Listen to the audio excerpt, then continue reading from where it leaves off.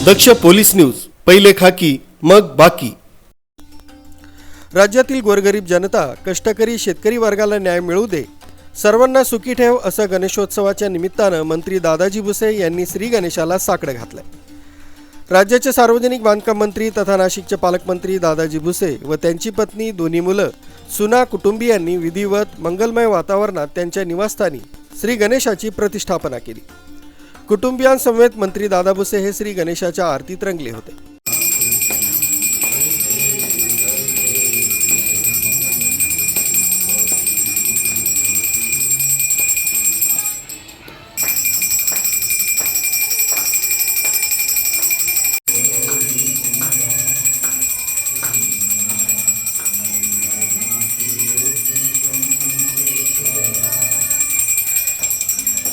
मंत्री भुसे यांनी राज्यातील तमाम जनतेला गणेशोत्सवाच्या शुभेच्छा दिल्या। गणपती बाप्पाचं आगमन अतिशय उत्साहपूर्ण वातावरणामध्ये, आनंदामध्ये या ठिकाणी झालेलं आहे। आपण बघितलं असेल, महाराष्ट्र असेल, आपलं भारतवर्ष असेल, किंबहुना जगाच्या पाठीवर जिथे जिथे आपले सर्व भाविक आहेत त्यांनी उत्स्फूर्तपणे गणपती बाप्पाचं स्वागत केलेलं आहे, मनोभावे पूजा केलेली आहे।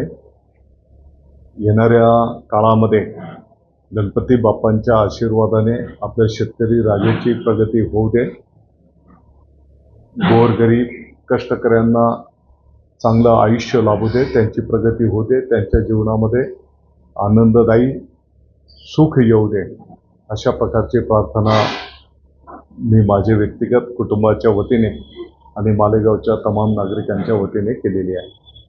दादा, याच वर्षी निवडणुका पण होणार आहे, याबाबत तुम्ही बाप्पांना काही साकडं घातलं?